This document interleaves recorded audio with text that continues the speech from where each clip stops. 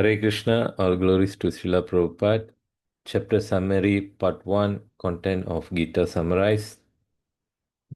So, previously in chapter 1, text number 46, Sanjaya was narrating that after Arjuna spoke, he cast aside his bows and arrows, sat down on the chariot, mind overwhelmed with grief.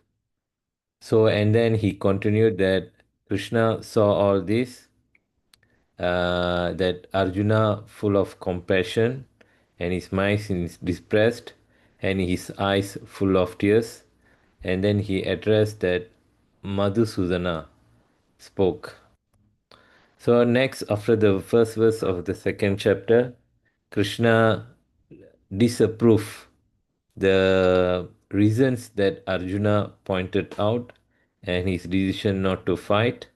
This is kind of a friendly chastisement because the relationship between Krishna and Arjuna is in relationship. So the first Krishna is asking how these impurities come upon you. He's asking the question, this kasmalam, these impurities, how? Because of these impurities that he's lamenting and with all this kind of distress condition. He says, not befitting a man who knows the value of life. It will not lead to a higher planet, but to infamy. So then Krishna advised, do not attend to this degrading important. So this kind of impurities, and now it is not becoming you. So you are not like that. So Krishna asked, give up this petty weakness of the heart, which is attaining these impurities and fight. Then, after Krishna's friendly chastisement or disapproval, then Arjuna continued his reason. So, the first reason in text number 4, he was so depressed and he mentioned Krishna's name twice, that Madhusudana and Arisudana. So, here he gave another reason, that asking how to counteract or attack or kill Bhima and Drona, whose grandfather, and Drona, who's his teacher, who worthy of worship. So, and then he make a decision that he would prefer to live by begging rather than enjoy this worldly gain by killing their superiors. After making decision, then he will be in a state of confusion. He will tell, do not know which is better, being conquered or conquer them. And finally, due to this condition, he will declare that he is confused about his duty and he lost all composure. So then he will ask Krishna what is the best, and he will declare that I am the disciple and soul surrendered to you, and he will ask Krishna instruction. From here, Arjuna will further describe his condition, that his grief, his distress cannot drive away even if he win a prosperous kingdom, which is like in the heaven. So he says his distress is too much that even this kind of heavenly kingdom given to him, then his grief will not go away. So he'll explain his distress condition by comparing to these two. And finally, he will declare, Govinda, I will shall not fight, and keep silent. So at that time, Krishna will smile, looking at his friend who turned to become his disciple, and Krishna will speak. So again, Krishna will chastise at the 11th verse, and this time the chastisement is more on Guru's chastising disciple. So these five slokas here, 11, 12, 13, 14, 15. Here Krishna is chastising, and Krishna is chastising that Arjuna, you are lamenting for not worth of lamenting. That's the first thing Krishna is telling. Speaking learned words, your mourning what is not worthy of grief. And then next four, Krishna will explain about the eternity of soul for whoever kings and everyone. Then Krishna speaks about changing body.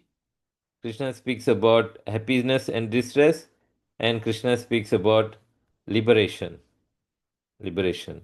So Krishna will tell to Arjuna that all Krishna, Arjuna, and all these kings were existing before, and they will not cease to exist. So the eternity, individuality, they were individual, and they will remain individual in future. They exist previously, they will exist in future also. And then Krishna will explain to Arjuna there's a two type of change of body. One change of body from youth, from youth. What do they call? Sorry, from boyhood, youth, and to old age. Within this body, we are changing. The same soul experiencing different body, and then we also change the body when the body decays, and we will take another body. So at the time of death. So Krishna speaks about change of body, and Krishna speaks about the appearance and disappearance of happiness and distress. He compare it is like appearance and disappearance of winter and summer season. And this experience of happiness and distress are arising due to sense perception. Sense perception. That's why sometimes happiness for one person may not be happiness for others. So this is due to sense perception. So now, due to that, due to this temporary appearance, disappearance like winter and summer season, and because it arises from the sense perception, Krishna is advising learn to tolerate without being disturbed. And then finally, Krishna will state that one who's not disturbed by this happiness and distress, they are eligible, not disturbed, and they are steady in both, they are eligible for liberation. So, five important point Krishna will explain. After that, Krishna will go to explaining about the difference between the body and the soul. So here there's about from text number 16 to 30, Krishna explains about difference between the body and soul. So first 16, Krishna explained about that the seers of truth, they concluded that the body no endurance and soul no change. The body will decay, will die, and the soul will always remain. Those pervades entire body. It is indestructible, no one able to destroy the imperishable soul. Then Krishna says, material body of this soul, which has these characters all. This material body will end. So therefore Krishna says, fight. One who thinks living entity is the slayer or slain, actually not in knowledge. So the living entity doesn't kill or be killed. If one thinks like that, they are not in knowledge. So living entity does not slain nor slayer. It will not be killed or will not be will not be killing. So Krishna further explained, for the soul there's no birth and death. It was not there it has not come at the past, present, and future. It's not created. Unborn, eternal, ever existing, primeval, oldest. It's not slain when the body is slain. So Krishna asked further again. Krishna is explaining about the self character, eternal, unborn, immutable, indestructible, and here Krishna is giving an example how a new garment where we will change. Similarly, the soul change this body like a garment. The old one is thrown away and then put in new one. New body comes in, and once old, then it's thrown away. New one. So further, Krishna explained that the whole soul cannot be cut by any weapon, by burned by the fire, moistened by water and the wind, and further characters Krishna is explaining over here.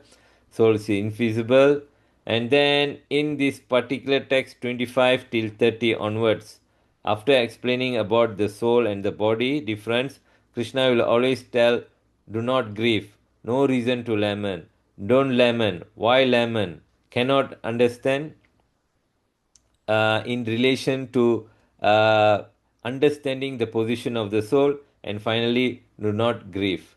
So here, for Krishna still explain about the difference between the soul and the body, and then Krishna speaks about the body, one who sure die, sure to take birth, then should discharge his duty,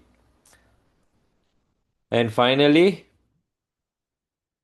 uh, he will include here one who look means realize, hear, or describe the soul as amazing. Even after hearing, they cannot understand. So, what is the need to be lament? He who dwells in the body can never be slain, therefore, you need not grieve for any living entity. So, these are the from 16 to 30. Krishna speaks about the soul and the body differences. All the quality of souls are here. So we will go through in detail in each verses when we are doing the each verses. Thank you. Hare Krishna. All glories to Srila Prabhupada.